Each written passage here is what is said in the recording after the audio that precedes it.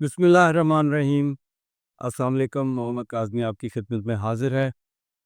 آج ہم اپنے ویلاگ کا آغاز ایک سٹوری سے کریں گے، اور وہ سٹوری ہے حضرت یوسف علیہ السلام کی۔ آپ سب لوگ اس بات سے واقف ہوں گے کہ حضرت یوسف علیہ السلام بے گناہ قید کر لیے گئے تھے مصر کے قید خانے میں۔ ان کا کوئی قصور نہیں تھا، ان پر جو الزام لگایا تھا وہ جھوٹا تھا، لیکن انہوں نے اس قید کو ایک پیغمبرانہ طریقے سے اور بہت ہی خوبصورت انداز سے اس قید کو گزارا۔ اس قید میں 2 ساتھی ان کے ساتھ تھے۔ ان ساتھیوں کے ساتھ بھی انہوں نے اس قید کو بہت اچھے طریقے سے گزارا، انہیں اللہ کا پیغام پہنچایا، اور جس سے قید میں ان کی ملاقات ہوتی وہ اپنا نبی ہونے کا جو فرض ادا کرتے رہتے۔ ان 2 ساتھیوں کو بھی 2 خواب آئے، یعنی اب ایک ساتھی کو ایک خواب آیا اور دوسرے ساتھی کو دوسرا خواب آیا۔ اس میں حضرت یوسف علیہ السلام نے انہیں انٹرپریٹیشن بتائی، جو کہ کچھ قرآن میں یوں ہے۔ Yusuf initially called them to Allah, then interpreted, O 2 companions of prison, as for one of you, he will give drink to his master of wine, but as for the other, he will be crucified, and the birds will eat from his head. The matter has been decreed, about which you both inquire. اس کا مفہوم یہ ہے کہ حضرت یوسف علیہ السلام نے ایک بندے کی خواب کی جو تعویل بتائی۔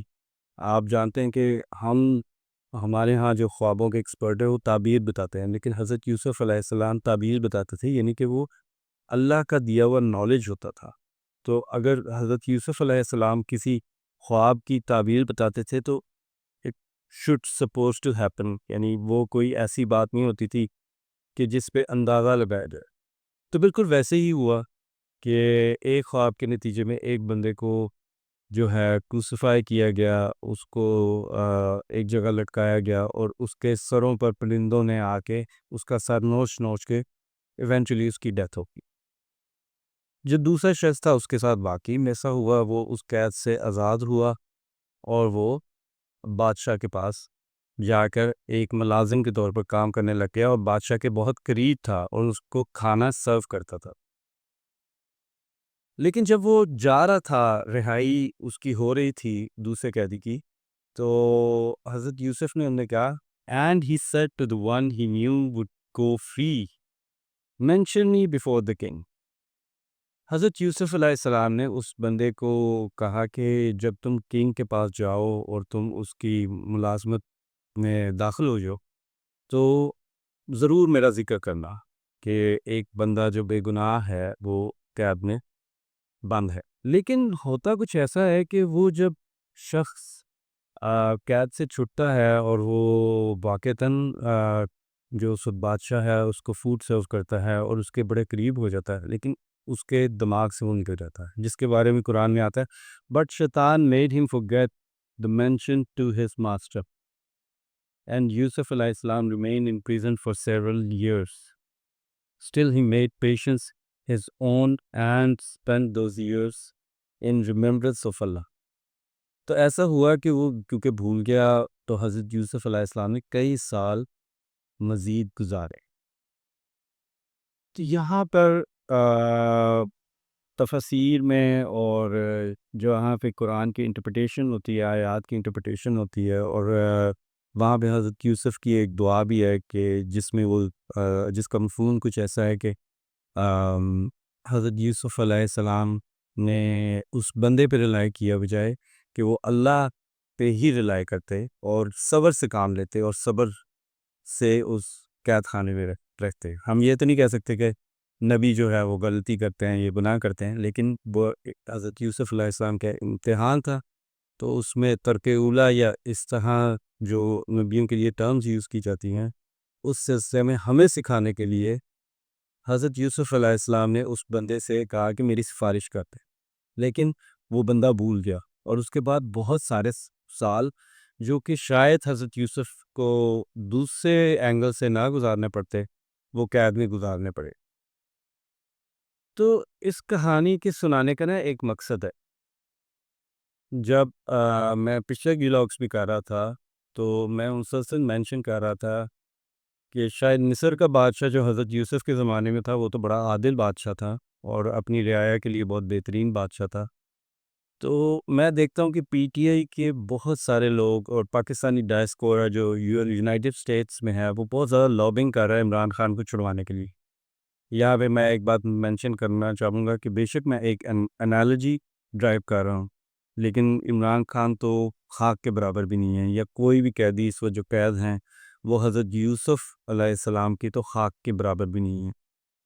لیکن کیونکہ قرآن کے واقعات سے ہمیں سبق سیکھنا چاہیے، تو اگر عمران خان کا یہ ماننا ہے یا عمران خان کے فالوورز کا یہ ماننا ہے کہ وہ بے گناہ قید ہیں، تو عمران خان کے جو فالوورز ہیں انہوں نے بہت زیادہ ریلائی کرنا شروع کر دیا کہ جو اس وقت دنیا کی سپر پاور کلیم کرتی ہے جو یونائٹڈ اسٹیٹس، جو کہ اوبویسلی اس وقت دنیا کا سب سے طاقتور ترین قوم اور ملک ہے، اور وہاں پہ ایک بہت ہی لاؤبالی سا اور بہت ہی انکنونشنل قسم کا لیڈر آیا ہوا ہے جس کا نام ہے ٹرمپ، جو کہ ایک سلیبریٹی لیڈر ہے. اس میں بھی بہت ساری مواصلتیں ہیں عمران خان کے ساتھ.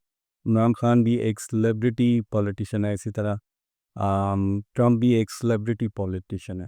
تو عمران خان کے دور میں کیونکہ ٹرمپ ہی تھا ادھر یونائٹڈ اسٹیٹس میں صدر، تو عمران خان اور ٹرمپ کا ایک اچھا تعلق جو تھا وہ دنیا کے سامنے آیا اپیرنٹلی. تو امریکن ڈائسپورا جو پاکستانی امریکنز ہیں انہوں نے بہت زیادہ ریلائی کرنا شروع کر دیا کہ ہم اگر لابنگ کرتے ہیں بڑے سالڈ طریقے سے یونائٹڈ اسٹیٹس کی گورنمنٹ میں اور کانگریس مین کے ساتھ ملتے ہیں، لوگوں سے ملتے ہیں، تو اس سے شاید عمران خان کی رہائی ممکن ہے. تو میں اس وقت بھی یہی مانتا تھا اور میں اپنے پچھلے ویلاگز میں بھی کہتا رہا ہوں کہ اس کا کوئی فائدہ نہیں. اور آج اس جو سوچ ہے اس کی دھجیاں اڑ گئی کہ اگر آپ ٹرمپ یا یونائٹڈ اسٹیٹس سے مدد کی امید رکھتے ہیں بجائے اس کے کہ آپ کا مددگار جو ہے وہ صرف اللہ ہونا چاہیے. ٹرمپ جو کہ ایک بزنس مین ہے، جو کہ ہمیشہ ڈیلز کریک کرتا ہے، تو وہ کسی بھی صورت کیا کہتے ہیں عمران خان کے لیے کچھ بھی نہیں کرے گا جب تک اس میں فائدہ نہیں ہوگا. آپ دیکھ رہے ہیں کہ فلسطین میں کتنا ظلم ہو رہا ہے اور وہ اس ظلم کو نہیں روک رہا، حالانکہ اس کی ایک جنبش سے اسرائیل جو ہے وہ رک سکتا ہے جو غزہ میں جینوسائیڈ ہو رہی ہے.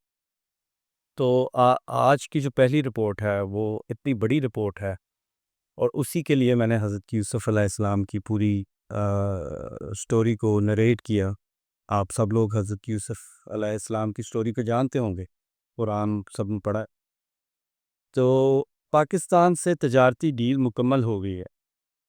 امریکہ اور پاکستان مل کر اپنے اپنے تیل کے ذخائر کو تلاش کریں گے. دونوں حکومتیں مل کر اس آئل کمپنی کا طے کریں گی جو تیل تلاش کرے گی. شاید ایک دن ایسا آئے جب پاکستان تیل بھارت کو بیچے گا. یہ امریکی صدر ٹرمپ نے ٹویٹ کیا ہے یسٹرڈے. انفیکٹ وہ ٹویٹ نہیں کیا، ان کا اپنا جو سوشل میڈیا پلیٹ فارم ہے اس میں انہوں نے یہ اسٹیٹمنٹ دی ہے. It is an official statement coming from president of United States.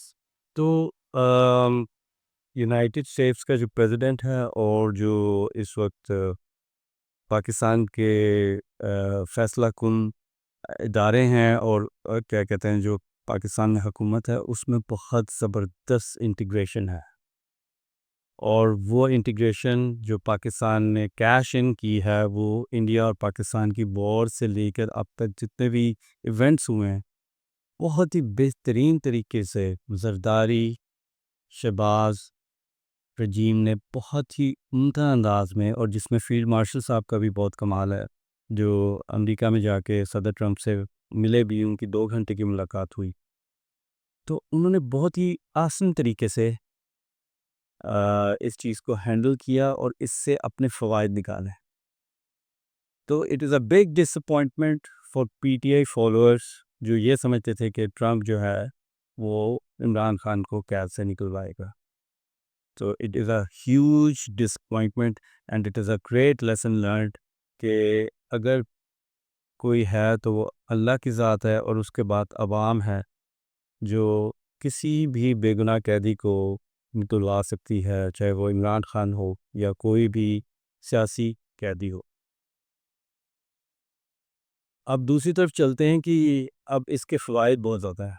ٹھیک ہے، آبویسلی پی ٹی اے کی طرف سے پروپیگنڈا شروع ہو گیا ہے کہ لو جی، پاکستان جو ہے وہ اب کہہ رہا ہے کہ تیل بھی ہم سے لے لو، منرلز بھی ہم سے لے لو، سب کچھ ہم سے لے لو، بس عمران خان کی بات نہ کرو. نہیں نہیں، یہ سب کچھ خالی عمران خان کی وجہ سے نہیں ہو رہا. اس میں دونوں ملکوں کے بینیفٹس ہیں، وہ ان کو دیکھتے ہوئے یہ سب کچھ ہو رہا ہے. اس میں پاکستان کے بہت سے بینیفٹس ہو سکتے ہیں، لیکن شرط یہ ہے کہ پاکستان جو ہے اس کو بہترین طریقے سے نیگوشیٹ کرے اور اپنے جو بینیفٹس ہیں اس کو میکسیمائز کرے. ایک تخمینے کے مطابق پاکستان میں پوٹینشلی اتنے آئل ریزروز ہیں کہ ان کو چوتھے نمبر پہ کاؤنٹ کیا جا سکتا ہے گلوبلی. تو ان آئل ریزروز کو ہم ایکسپلور کیے جا سکتے ہیں. آج تک جو صورتحال چل رہی ہے، قریباً 300 کے قریب تیل اور گیس کے کنویں ہیں پاکستان میں، جن میں سے 250 کے قریب جو کنویں ہیں وہ سندھ میں ہیں، 33 کے قریب کنویں جو ہے وہ پنجاب میں ہیں، 15 کنویں کے پی کے میں ہیں، اور صرف 4 ایسے کنویں ہیں جو کہ بلوچستان میں ہیں. تو I think the actual potential lies there. ایک تو ہمارا جو سمندر کے اندر تیل ہے، اور جو بلوچستان میں ان ایکسپلورڈ ایریاز ہیں وہاں پہ بہت سا تیل نکالنے کا پوٹینشیل ہے. اگر یونائٹڈ اسٹیٹس جو ہے وہ پاکستان میں انویسٹمنٹ کرتا ہے، جس کا تخمینہ کوئی $5 بلین کے قریب لگایا جا سکتا ہے، کہ اراؤنڈ $5 بلین چاہیے ہوں گے آئل کو ایکسپلور کرنے کے لیے، اور پھر اس چیز کا اندازہ ہوگا کہ آئل کی کوالٹی کیسی ہے اور کتنا فائدہ اٹھایا جا سکتا ہے. But the potential is there. تو میرے نزدیک تو یہ ایک خوشخبری ہے، لیکن یہ فائدہ جو ہے وہ صرف ایلیٹ تک نہیں رہنا چاہیے، یہ فائدہ جو ہے ٹرکل ڈاؤن ہونا چاہیے عوام تک. تو I am very happy and positive about this news. باقی اگلی نیوز کی طرف بھی چلتے ہیں. جیسا میں پہلے بھی لوگس میں بات کر رہا تھا کہ آہستہ آہستہ پہلے تو پی ٹی آئی کی ریزرو سیٹس جو تھیں وہ پی ٹی آئی سے چھین لی گئیں، کیونکہ سپریم کورٹ نے پاکستان تحریک انصاف کو پہلے وہ سیٹس جو تھیں وہ ایوارڈ کی، اور پھر اسی سپریم کورٹ کے آئینی بینچ نے ان سیٹس کو لے کر باقی جو گورنمنٹ کی پارٹیز تھیں ان میں تقسیم کر دیا. تو اس کے بعد 9 مئی کی کیسز بھی دھڑ دھڑ آنا شروع ہوئے، اور فیصلہ آباد میں تو رات کے 3 4 بجے تک عدالتیں لگے. تو 9 مئی کے کیسز میں آپ نے دیکھا کہ بہت سارے لوگ جو ہیں MPs, MNAs اور ایک سینیٹر بھی جو ہے وہ نااہل ہو گئے، اور اس میں اپوزیشن لیڈر پنجاب اسمبلی بھی شامل ہے. اسی طرح 26 نومبر کی کیس میں علیمہ خان، عمر ایوب، عارف الوی، علی امین گندا پور کے وارنٹ گرفتاری بھی حاصل کر لیے گئے. شیخ مقاص اکرم، کمل شوزیب، زبیر نیازی، میاں اسلم اقبال اور کرنل صابر کے ناقابل ضمانت گرفتاری وارنٹ بھی جاری. پولیس کو ملزمان کی گرفتاری کی ہدایت کر دی گئی ہے. 9 مئی اور 26 نومبر کے پروسیکیوشن ٹیم کی میڈیا سے گفتگو. تو یعنی آپ کا جو اپوزیشن لیڈر تھا نیشنل اسمبلی وہ بھی فارغ ہو گیا. شبلی فراز صاحب جو سینٹ میں ہیں وہ بھی اس رگڑے میں آ رہے ہیں. یہ ایک علیحدہ سے نیوز ہے. تو یعنی اپوزیشن لیڈر ان سینٹ فارغ، opposition leader in Punjab assembly فارغ، opposition leader in national assembly فارغ، اور جو کے پی کے منسٹر ہیں، چیف منسٹر ہیں گنڈا پور صاحب، ان کا نام بے شک ہے لیکن انہیں فارغ کوئی نہیں کرے گا، کیونکہ یہ بخوبی جانتے ہیں کہ کس طرح سے آپ نے طاقتور حلقوں کو سیٹسفائی کرنا ہے، اور کس طرح سے at the same time P T A کو بھی ٹرک کی بتی کے پیچھے لگائے رکھنا ہے. اب ہم نیکسٹ رپورٹ کی طرف چلتے ہیں، جو کہ باجوڑ ڈسٹرکٹ میں ہے. باجوڑ ڈسٹرکٹ میں اب تک پچھلی 25 سے 30 سال میں کوئی اراؤنڈ 30 آپریشنس ہو چکے ہیں. تو ابھی پھر ایک آپریشن جاری تھا. تو اس پر مراد سید صاحب کا کہنا ہے کہ ہمارا قومی جرگہ وہی ہے جو امن کا پرچم تھامے اس ڈالری جنگ کے خلاف نکل رہا ہے. اس کے علاوہ سابقہ فاٹا کے لیے نئی قانون سازی میں جرگہ کا عنوان دے کر یا کسی شہری پر گولی چلانے کے بعد سیف ہاؤس میں 5 افراد سے مل کر میڈیا کو جرگے کے ٹکٹس جاری کر کے آپ اس کو ہماری قوم کا فیصلہ نہیں کہہ سکتے۔ یہ جو مراد سعید صاحب کا بیان ہے یہ بیسیکلی علی امین گنڈا پور کے بیان کا ریبٹل ہے، کیونکہ علی امین گنڈا پور نے یہ کہا تھا کہ ہم دہشت گردوں کو الاؤ نہیں کر سکتے کہ وہ ہمارے مہمانوں پر جو ہے وہ فائر کریں یا ان پر حملہ کریں، اور مہمان وہ کہہ رہے تھے سیکیورٹی فورسز کو کہ سیکیورٹی فورسز اگر ہمارے علاقے میں آئے ہوئے تو وہ ہمارے مہمان ہیں۔ آپ کو یاد ہوگا کہ کچھ عرصہ پہلے وہ کہہ رہے تھے کہ ہم طالبان کو پکڑتے ہیں یا دہشت گردوں کو پکڑتے ہیں اور ہماری خفیہ ایجنسیز جو ہیں وہ انہیں آ کے چھڑوا لیتی ہیں۔ تو ایک طرف یہ بیان دیا، اب ودن اے ویک ایک اور بیان دے دیا کہ سیکیورٹی فورسز جو آ رہی ہیں ہمارے KPK میں اور قبائلی علاقوں میں اور وہ آپریشنز کیری کر رہے ہیں، تو ان کا ہمیں خیال رکھنا ہے، حفاظت کرنی ہے، اور وہ بالکل ٹھیک کر رہے ہیں۔ تو اس پہ بیسیکلی یہ ریبٹل دیا ہے مراد سعید صاحب نے کہ یہ جو آپ نے اپنی طرف سے ایک جگہ بٹھا لیا ہے جو کہ حکومت کا فیور کرتا ہے، جو فیڈرل گورنمنٹ کو فیور کرتا ہے، جو طاقتور حلقوں کو فیور کرتا ہے، تو وہ جگہ نہیں ہے۔ جگہ وہ ہے جو کہ اصل میں آپریشنز سے بچنا چاہتا ہے اور دہشت گردی سے بھی بچنا چاہتا ہے ایٹ دا سیم ٹائم، جس میں وہ قرآن والی ایپیسوڈ بھی ہوئی کہ قرآن اٹھا کے لوگ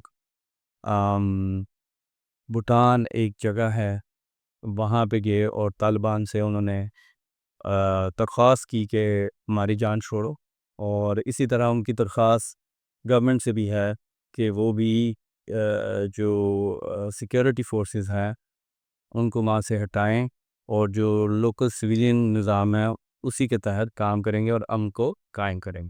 آپ اگلی سٹوری کی طرف چلتے ہیں۔ قاسم جو عمران خان کے بیٹے ہیں، انہوں نے ایک انٹرویو میں اپیئر ہوئے اور ان سے بہت سارے سوالات کیے گئے، تو اس میں انہوں نے کہا کہ آپ کے متعلق لوگ یہ بات کریں گے، فلاں بات کریں گے۔ تو قاسم نے ایک بڑی دل کو چھو دینے والی گفتگو کی۔ انہوں نے کہا میں نہ تو سیاستدان ہوں نہ ہی سیاستدان بننا چاہتا ہوں، 2.5 سال ہو گئے ہیں میں نے اپنے والد کو نہیں دیکھا، میں اب صرف انہیں دیکھنا چاہتا ہوں۔ ان پر قاتلانہ حملہ ہو چکا ہے اور اس کے بعد سے انہیں جیل میں ڈالا ہوا ہے، اس لیے مجھے نہیں پتہ کیا کہنا ہے کیا نہیں، میں صرف راستہ دیکھ رہا ہوں کہ عمران خان کو اس مشکل سے کیسے نکالوں۔ تو ان کا یہ کہنا تھا کہ لوگ باتیں کرتے ہیں کہ میں سیاست میں آنا چاہتا ہوں یا کچھ ایسا، تو میرا سیاست میں آنے کا کوئی مقصد نہیں ہے، نہ میں سیاستدان بننا چاہتا ہوں۔ ان کا کہنا تھا کہ وہ صرف یہ چاہتے ہیں کہ ان کی عمران خان سے ملاقات ہو سکے۔ تو پریٹی مچ وہ جو ایک ریمر پھیل رہی تھی، ایک پروپیگنڈا پھیل رہا تھا کہ وہ آئیں گے احتجاج کو لیڈ کریں گے، that is not the purpose, the only purpose is that he wants to see his father. اور یہ بھی ہے کہ پچھلے 8 مہینوں سے وہ ٹیلی فون پہ بھی اپنے باپ یعنی عمران خان سے بات نہیں کر سکے۔ تو یہ تھی سٹوریز آج کے ویلاگ کی۔ آئی ہوپ کہ ہمارا یہ ویلاگ آپ کو پسند آیا ہوگا، اس سوچ کے ساتھ کہ ہم جو اپنی تمام توقعات اور امیدیں ہیں کہ وہ اللہ سے جوڑ دیں اور اپنے آپ کو اور اپنی زندگی کو اس طرح سے تشکیل دیں کہ وہ اللہ کے بتائے ہوئے احکامات کے مطابق ہو۔ تو میرا نہیں خیال کہ ہمیں کسی اور کے سامنے جھکنا پڑے گا۔ تو اقبال کا کچھ شعر بھی ایسا تھا نا کہ ایک جو سجدہ اللہ کو کرنا ہے وہ بہت سارے جھوٹے خداؤں کو سجدے کرنے سے بچا لیتے ہیں۔ Thank you for watching this vlog, have a great day, اللہ حافظ۔